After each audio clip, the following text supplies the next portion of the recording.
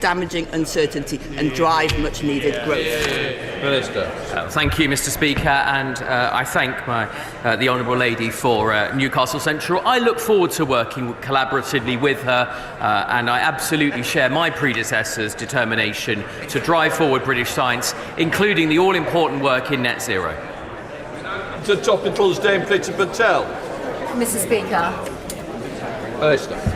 Mr. Speaker, this week the Secretary of State is building on the momentum from the AI Summit by meeting with key partners and policymakers in the United States, championing Britain's leading global role in AI, space, tech, online safety, quantum and other areas. It is only 2 weeks ago that Britain convened 28 countries and the European Union at Bletchley Park to sign the world's first agreement on tackling the risks of frontier AI. This followed the historic passage of the Online Safety Act, which has been viewed across the world as the gold standard of online child safety legislation.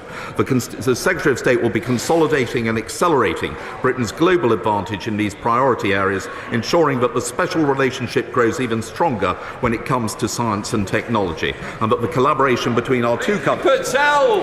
Thank you, Mr. Speaker. My right honourable friend will know that the planned retirement of the public switched telephone network in 2025 is going to bring very significant concerns across rural communities, in particular in Essex, and he'll be familiar with this. So can he provide some assurance about the work underway between the government and telecommunications providers to help improve services in Essex, particularly where we have poor broadband connectivity? Minister. Well, Mr. Speaker, as I suggested earlier, the retirement of the PSTN land network is a decision for the industry, but government does have a key role to play in ensuring vulnerable consumers are protected through the transition. I have regular meetings to discuss with communications providers and Ofcom the progress on that, but with regard to Essex and my constituency neighbours hers, I share her concern about the need to ensure that vulnerable constituents are protected, and I can assure her that I will continue. Rwanda Shadow Minister, can I say, we've about 7 minutes. I don't want to use up the time, but the Minister's really got to be a bit more cautious in how much time he's using. Matt Rodder. Thank you, Mr. Speaker. Mr. Speaker, Prime Minister has said that terrorist groups could use AI to build chemical or biological weapons. But he's still failed to act decisively to regulate AI, even though the US and EU are both taking action. So can the Minister tell the House whether the Secretary of State is using her current trip to the US to learn from the Biden administration, or will our country have to put up with yet more dither and delay? Minister. Thank you, Mr. Speaker. The government has always been clear that we will have a contextual and proportionate response when it comes to AI. But I spoke to the Secretary of State yesterday. It is very clear the US sees us as global leaders and they'll be working with us. Matt Vickers. Speaker, Teesside was built on steel, and now, thanks to Ben Hoochin, British Steel are bringing steelmaking back to Teesside. Green steel will be forged thanks to a new £1.25 billion arc furnace, leading the way in decarbonising our industries and bringing high-skilled jobs. Does my right honourable friend agree that any business looking to invest in green tech and energy in the UK should be looking to Teesside first? Mr. Speaker, Teesside's a wonderful net zero powerhouse, and I commend the Greens project. That's one reason why Teesside was chosen to pilot the Innovate UK Launchpads programme, each of which will receive up to £7.5 million. SNP spokesperson Carol Monaghan. Thank you, Mr. Speaker, and can I welcome the new front bench to their positions.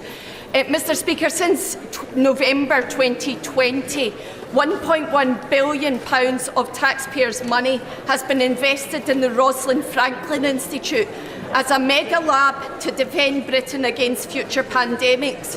Can one of the new front bench explain why the mega lab has now been put up for sale? Thank you very much, Mr. Speaker. This government is investing records amount in innovation and research and technology, including across the life sciences sector. I'll happily meet with the Honourable Lady to discuss this in more detail. Andy Carter. What impact does the Minister think the passage of the Online Safety Act into law will have for children and families in Warrington South and across the country? Minister. Thank you, Mr. Speaker. As a father, this issue concerns me greatly. The Online Safety Act is the most powerful child protection law in a generation. All in-scope companies will need to take robust steps to protect children from illegal content and activity on their services. Those safety measures will need to protect children from harmful and age-inappropriate content and activity, such as bullying and content that promotes eating disorders and self-harm. Gregory Campbell. Thank you, Mr. Speaker. Will the Minister help to coordinate a comprehensive analysis of the most successful enterprise zones across the UK and ways in which those zones that haven't been as successful can maximise the opportunities such zones would provide, such as in my constituency in Coleraine? Minister. Well, the honourable gentleman is absolutely right to flag the value that successful enterprise zones can bring to local communities. I want to see DSIT sectors benefiting as well, and I'm happy to coordinate further with colleagues in other departments to explore those opportunities. Colbert. Thank you, Mr. Speaker. Given the revolution in AI, can I please ask my right honourable friend what steps he is taking to ensure young people in Carshalton and Wallington have access to the skills that they need for the future? Minister. Thank you, Mr. Speaker. The government's committed to ensuring the UK has talent that supports research and innovation and drives growth. That's why we are investing millions in the brightest researchers through scholarships, PhD placements and fellowships in technologies like AI and quantum. Oh, Michael. Thank you, Mr. Speaker. What are ministers doing to ensure that members of this House are not included in disinformation reports compiled by the Counter-Disinformation Unit in their department simply for being critical of the government? Their own backbenchers are particularly interested to know. Minister. Well, I can tell the honourable gentleman, but the Counter-Disinformation Unit is there to flag to platforms potentially misleading information, but it has no power to have it removed, and I can give him an assurance that it does not identify any members of this House or professional journalists. Peter Aldis. Thank you very much, Mr. Speaker. Research and development tax credits have been remarkably successful in promoting investment by SMEs. However, the Suffolk Chamber of Commerce have highlighted the system has ground to a halt due to HMRC's sledgehammer approach to tackling fraud. Can my right honourable friend liaise with HMRC and the Treasury to ensure that a more pragmatic approach is adopted? My honourable friend is a champion for his constituency, and I'm very happy to speak to the Financial Secretary to Treasury on that important matter on his behalf. We now come to Prime Minister's questions. I start with Richard Ormston. Number one, Mr. Speaker. Prime Minister. Thank you. Mr. Speaker, at the start of this year, I made halving inflation my number one priority. Today, we have delivered on that commitment. There remains more to do, but this is a strong step forward. This morning also, the Supreme Court gave a judgment on the Rwanda plan. They confirmed that the principle of removing asylum seekers to a safe third country is lawful. There are further elements that they want additional certainty on, and noted that changes can be delivered in the future to address those issues. The government has been working already on a new treaty with Rwanda, and we will finalise that in light of today's judgment. And furthermore, if necessary, I am prepared to revisit our domestic legal frameworks. Let me assure the House, my commitment to stopping the boats is unwavering. My right honourable friend, the Home Secretary, will be making an oral statement shortly to the House. Mr. Speaker, this morning I had meetings with ministerial colleagues and others. In addition to my duties in this House, I shall have further such meetings later today. Richard Johnson. Thank you, Mr. Speaker. When the Prime Minister took office, he promised to lead a government marked by integrity, professionalism and accountability at every level. What is it about the judgment of David Cameron and his relationships with Lex Greenhill, or his lobbying for Chinese state interests, that make the Prime Minister consider him to be a suitable candidate to be the Foreign Secretary? Prime Minister. Well, Mr. Speaker, I'm delighted that the former Prime Minister has rejoined government as Foreign Secretary. He brings unrivalled experience and relationships across the world and will do a fantastic job championing British interests everywhere he goes.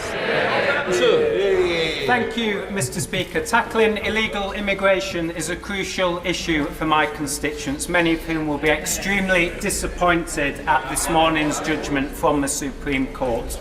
Is the Prime Minister able to update the House on what this decision means for the government's plan to tackle illegal immigration? Prime Minister. Well, can I thank my honourable friend for his question? I know he has championed this issue and it matters to his constituents. As I said, the judgment confirms that the principle of removing asylum seekers to a safe third country is lawful.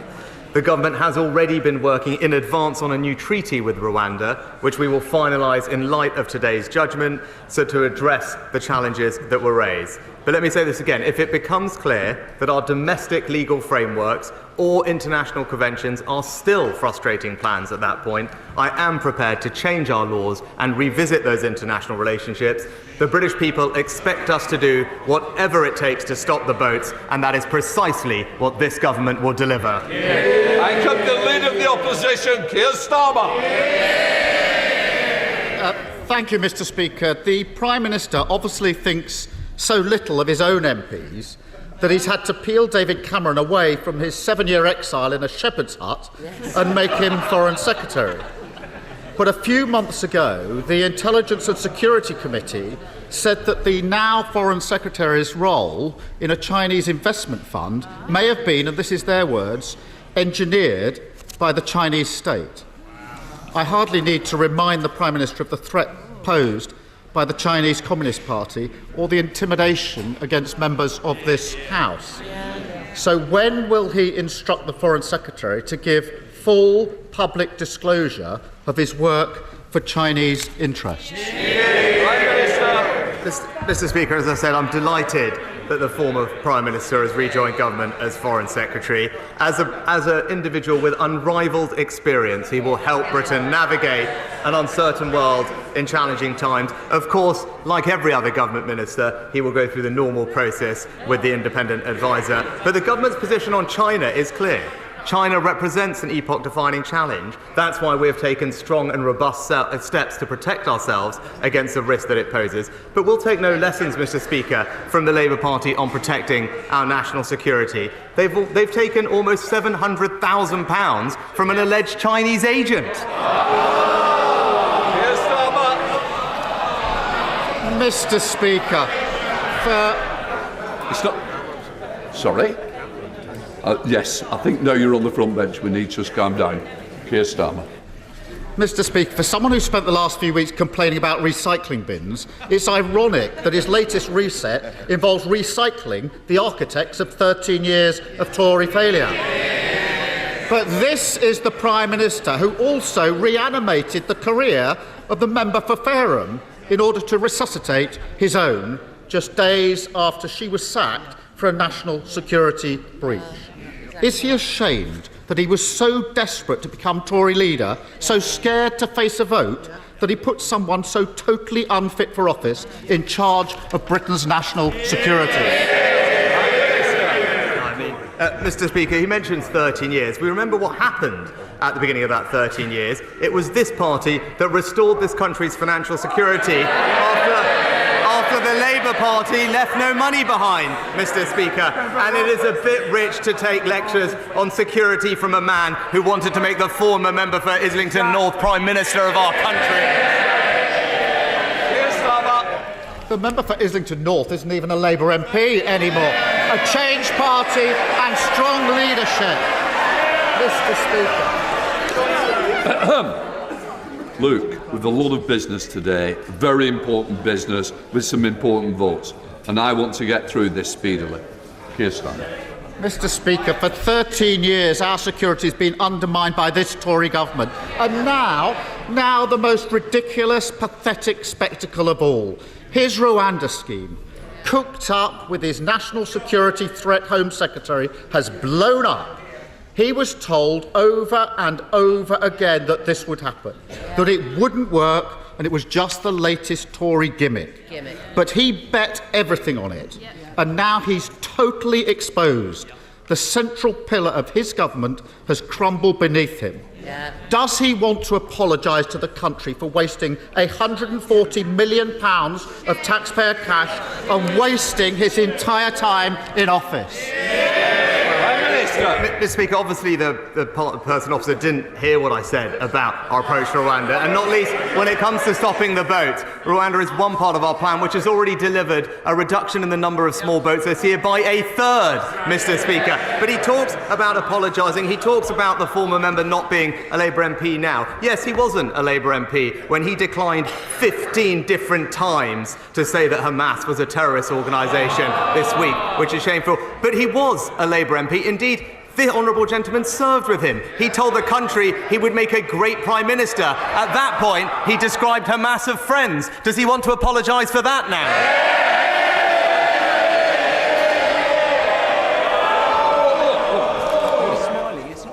Are we serious? No. Because I'm going to tell... Oh, I won't challenge. Because I've got to say, our constituents are watching this. They're very, very concerned about the affairs of today. They're very concerned about the votes later. A lot of members wish to speak. Those who don't want that to happen, please, go outside, go and have a conversation there. You want to bawl and shout, do it elsewhere. But it won't be happening in here today. Keir Starmer. Mr. Speaker, I'm so glad he agrees this is a changed Labour Party. And while he was wasting his time on this gimmick, the asylum backlog has swollen to 175,000 people.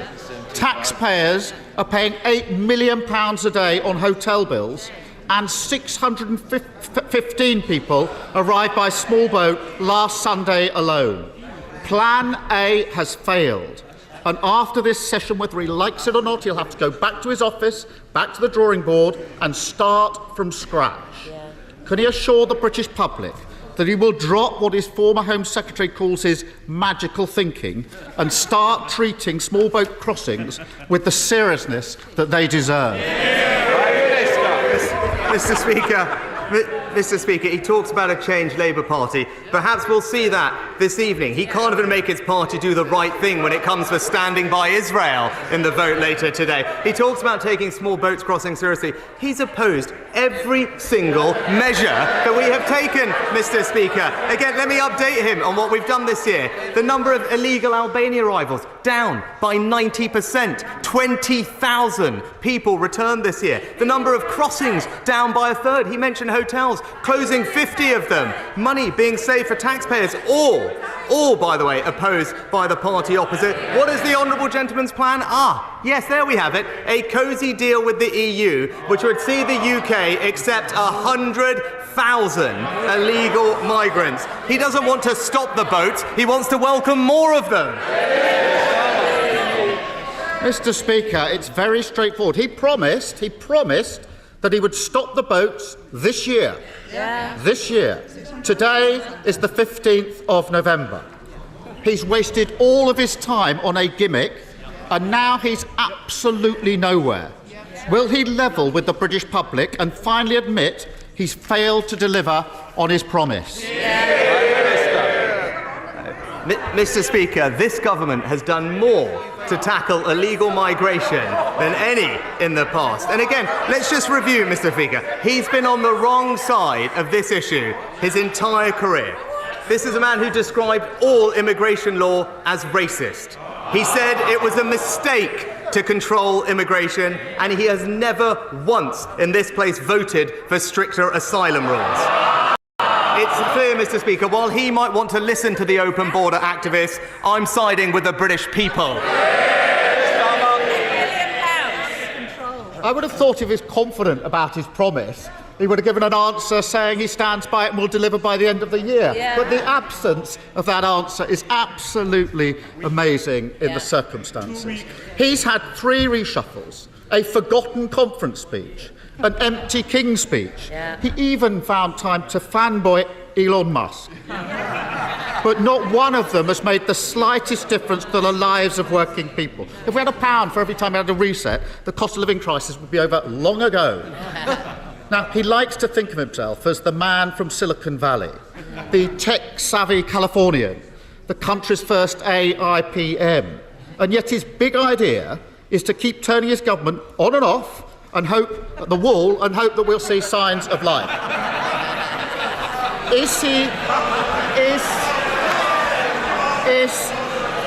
Is he starting to feel that, as somebody once said, he was the future once?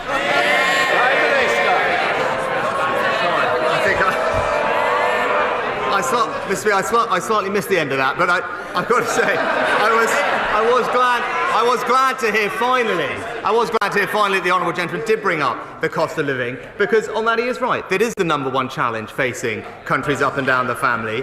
And today, he mentioned it, but what he failed to recognise, and he talked about delivering on promises, today was a day that we delivered on the most important pledge I make to halve inflation, Mr. Speaker. Delivering on a commitment, easing the burden for families up and down the country. What we would see from the party opposite is everything would jeopardise that progress, borrowing £28 billion a year, undermining our energy security, giving in to inflation-busting pay rises to his union backers. That's not a sensible plan, Mr. Speaker. It would push up mortgage rates, push up inflation, harm working families. All the while, we're going to continue delivering for the country. And now for something completely different, question 4. We are. Prime Minister. Oh, Mr. Speaker, I'm sure my honourable friend will be delighted. Foreign direct. The government is also significantly investing in including hundreds of fund and towns fund investments, and introducing a new pilot scheme to help businesses in the region become more energy efficient. Sir Michael. Well, can I thank my right honourable friend for that encouraging answer? And on behalf of my constituents in Lichfield, may I thank him for the guts to actually stop HS2. But can I ask that the area within my constituency in the north, where construction is still going on, that this happens swiftly, that those areas which do not have HS2, compensation is also made swiftly those people expecting it. Honourable Members, but also consistent campaigning on this issue, and I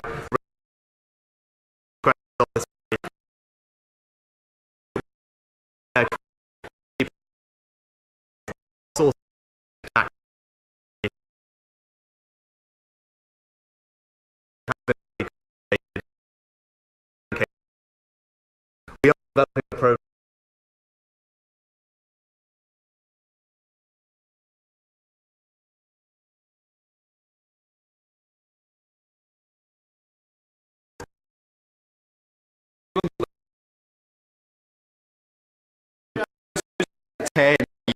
The Prime Minister and David Cameron, Gaza are living under constant attacks and pressure in an open air. Does the current Prime Minister not agree that not immediate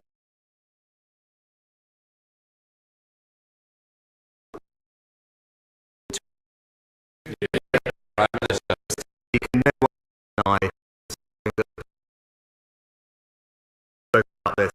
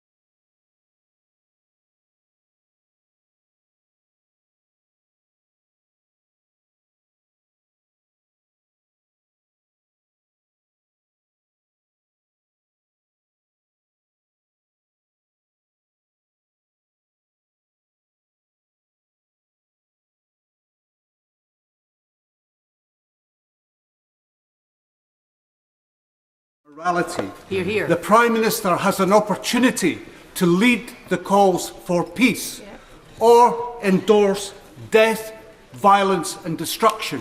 Which will he choose? Hear, hear. Mr. Speaker, I think that's an extremely naive and simplistic way to look at the polls. What he failed to mention in his question was the fact that a prescribed terrorist organisation perpetrated an awful attack on over 1,000 individuals, and Israel has every right to defend itself in those circumstances, and their country would expect nothing less for them to provide security for their citizens. Now, of course, alongside that, they must abide by international law, and we will do everything we can, as I have said, to make sure that aid flows in and provides alleviation to the suffering that the people in Gaza are seeing. Kevin Foster. Thank you, Mr. Speaker. Proposals for a new rail station at Edginswell have been looked forward to for a decade, but a final funding gap exists. Will some of the funds released by the decision to scrap further phases of HS2 be used to resolve this? Prime Minister. I can assure my honourable friend that our decision on HS2 means every region of the country will now receive more transport investment than it would have done before, including the South West. I'm pleased that funding is happening to protect the vital rail link between Exeter and Plymouth. There'll be a £2.8 billion road resurfacing fund, and his constituents in the South West will continue to benefit from the £2 bus fare until the end of next year. I know that we have previously provided almost £8 million to progress the station that he mentions, and I'll reassure him that the Rail Minister will have heard his representations and continue to update him on the progress that they're making. Ixman. Thank you, Mr. Speaker. David Cameron was the well-paid public face of Lex Greensill. Greensill's companies are facing criminal investigations in Switzerland, Germany and here in the UK. David Cameron messaged ministers and officials 62 times over Greensill's COVID loan guarantees. The Treasury Select Committee called this a significant lack of judgment. What does his appointment say about the Prime Minister's own judgment? Prime Minister. Mr. Speaker, as the honourable gentleman knows, the government commissioned Nigel Boardman to review all those issues and strengthen the system following those recommendations. But I'm very confident, Mr. Speaker, that this nation will be well represented by the former Prime Minister abroad. He's a Prime Minister with unrivalled experience of foreign affairs, will help Britain navigate an uncertain world in challenging times. And in contrast, the party opposite would offer to the country a shadow Foreign Secretary who backed his predecessor to be leader, was paid to appear on Russian television, and even voted against Trident. Does that sound like a man who should represent Britain? Thank you, Mr. Speaker. The inflation numbers this morning were very welcome, but the tax burden continues to bite. So will the Prime Minister agree in principle with me that the concept of higher rate tax was never meant to drag in police sergeants, Band-Aid nurses, teachers with additional responsibilities and others, and that a priority for his Treasury ministers should be to return fairness to the tax thresholds? Prime Minister. Well, Mr. Speaker, I agree with the honourable gentleman, and I'm pleased that the vast majority of people will continue not to pay the higher rate. I share his ambition to cut taxes for working people. Right now, inflation is falling, and we're sticking to our plan, which is delivering a halving of it this year, because that is the most effective tax cut that we could have delivered for the British people this year, rather than making it worse, as the party opposite would, borrowing money in the way that would be irresponsible and just drive up inflation interest rates. But I want to reassure him that I absolutely share his ambition to cut taxes for working people, and as we stabilise the economy, that's something that both the Chancellor and I are keen to deliver. David. Mr. Speaker, my son loves football, and I understand the Prime Minister is a big Southampton supporter. So after his latest cabinet reshuffle, I wonder if he can tell me, since 2010, have we seen more Southampton managers being sacked, or have we seen more housing ministers come and go? The answer might help to explain why the government is failing so miserably in new home ownership. Prime Minister. Well, Mr. Speaker, I'm pleased. I'm pleased that in the last figures that we saw, we had actually a record number of first-time buyers, Mr. Speaker, and we're delivering 1 million homes over this Parliament, as we said, whilst the party opposite blocked our plans to unlock 100,000 homes at the same time. And when it comes to Southampton, I'm also pleased that we're on, I think, almost a 7 or 8 game unbeaten run. Sir Desmond Swing. If a two-state solution is to have a chance, Hamas must be defeated, but also there will have to first be a more enlightened policy of administration in the occupied West Bank, mustn't there? Oh, Mr. Speaker, I thank my honourable friend for his question. The UK's long-standing position on the Middle East peace process is very clear. We support a negotiated settlement leading to a safe and secure Israel alongside a viable and sovereign Palestinian state in Gaza and the West Bank. I spoke about this on Monday. Both Israelis and Palestinians have a right to live in peace and security. The longer-term governance of Gaza and security needs to be looked at in the round. It's something that I've discussed repeatedly with President Abbas. We agree with the United States that Gaza should ultimately be under the control of the Palestinian Authority, and we will continue to support President Abbas and his people to get to that outcome. Mr. Speaker, a new generation of drugs, or can be Simkevi and Kaftrio, is absolutely transforming the lives of patients with cystic fibrosis. So people who would have been waiting for double lung transplants now living happy, healthy lives. But NICE is now saying we can't afford them. So will the Prime Minister and his new Health Secretary get round the table with NICE and with the drugs company to make sure that children being born with cystic fibrosis today get those life-saving drugs in the same way that children currently living with CF are getting them? Prime Minister. I thank the Honourable Lady for raising an important issue. I'll of course ask the Health Secretary to look into it. I shall understand that NICE operates independently from government, but if there's a conversation that can be had, I'll ensure that it takes place. David Davis. The events of the last 6 weeks, can the Prime Minister tell the House why the government has not proscribed the Islamic Revolutionary Guard Corps? Prime Minister. Mr. Speaker, this government continues to take strong action against Iran, whilst people in the UK and around the world are under threat from the regime. We've sanctioned more than 350 Iranian individuals and entities, including the IRGC in its entirety. The National Security Act of this year implements new measures to protect the British public, including new offences for espionage and foreign interference. And while the government keeps the list of prescribed organisations under review, as members will be aware, it is a long-standing convention that we don't comment on whether a specific organisation is being considered for prescription. He just said he had unprecedented experience. What would he say was David Cameron's finest foreign policy achievement? Mr. Speaker, I think there's Mr. Speaker, in fact, the many to pick from. But what I would say is under his leadership, this country hosted what was widely considered to be one of the most successful G8 summits of recent time. Vicky Ford. It was great to welcome the Prime Minister to Chelmsford earlier this year, where he launched his antisocial behaviour strategy, and he will be pleased to know that the local police have consistently been stepping up their activities. Last week they arrested 24 people for many crimes, and last night they took out a major significant county lines gang. So please, will he join me in congratulating all those in our local police, and would he like to come back to Chelmsford and come out and patrol? He's very Minister.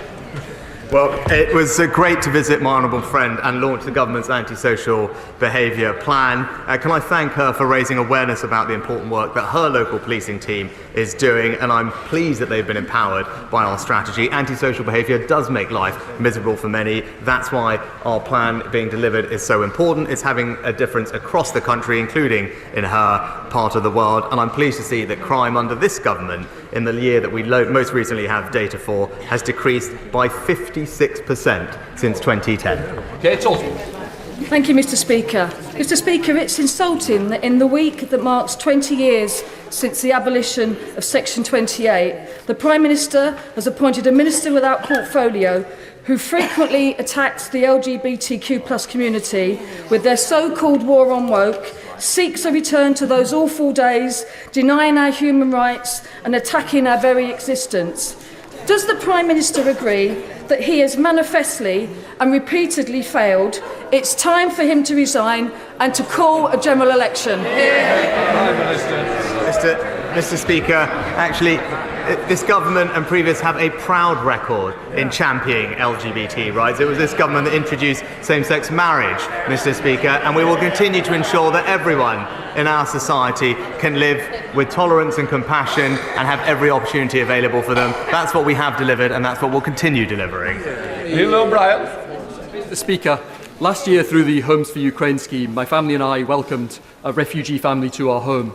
And I'm proud that this country has always offered refuge to those who need it. But it's essential that we in this country decide who comes to this country. The Prime Minister has rightly said that he will do whatever it takes to stop the small boats and the evil trade around them.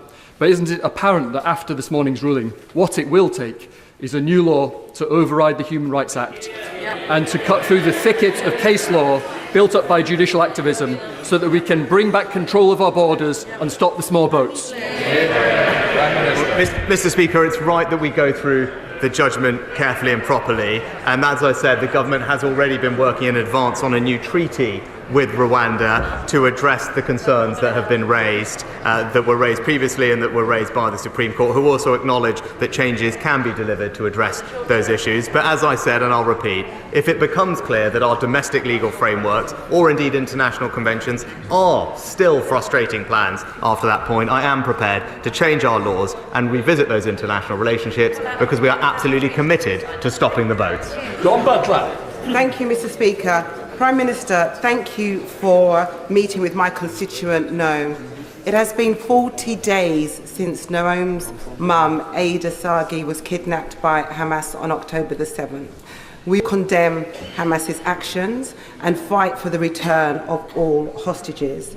Noam wants the language of love to be louder than the language of hate. 11,000 Palestinians have been killed, over 4,000 of them children.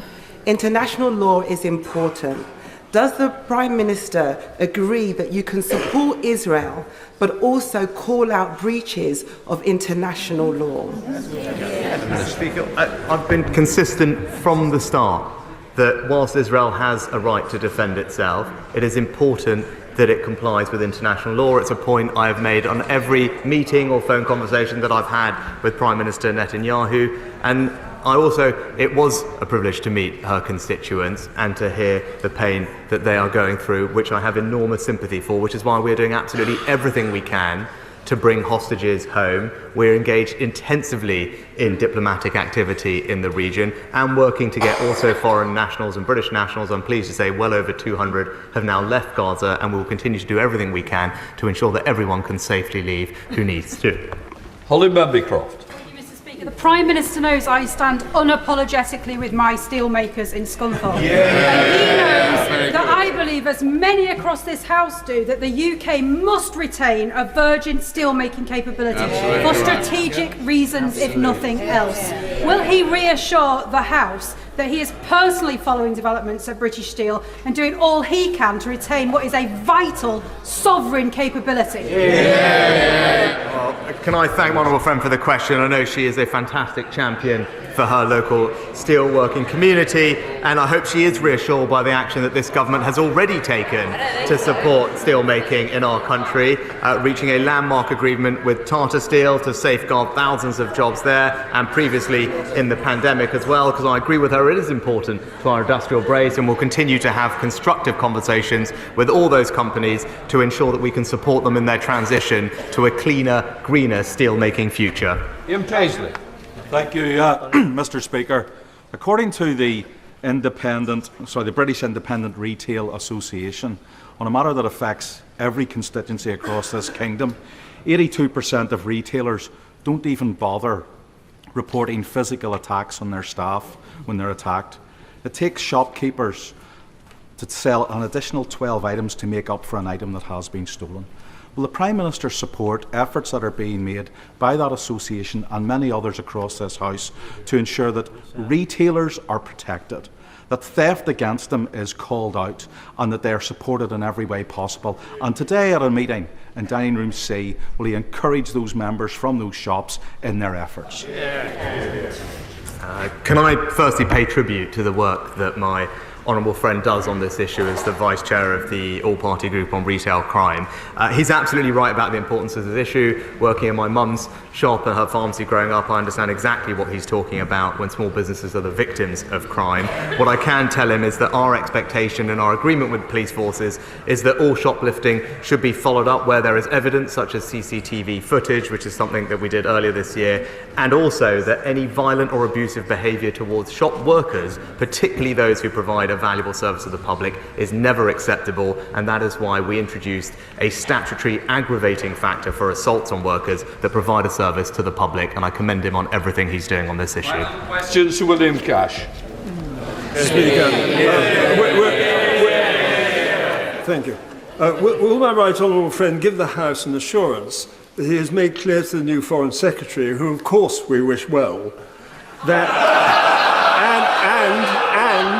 and that he has agreed that his policy and conduct of EU-related affairs will be consistent with the government's 2019 election manifesto and the referendum, and is now fully committed to UK parliamentary sovereignty, self-government and democracy, and in accordance with the government's subsequent legislation. Prime Minister.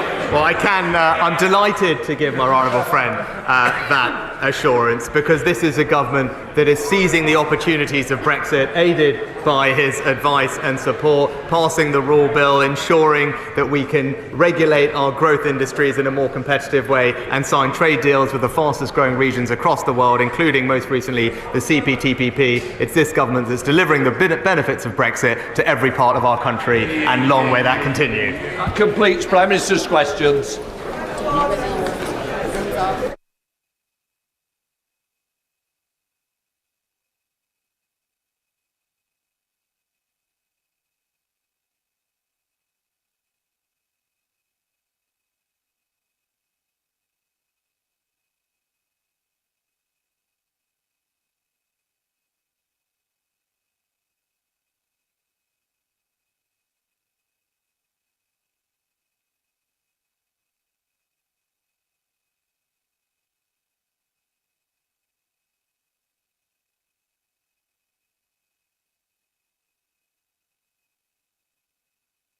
Right, let us begin. And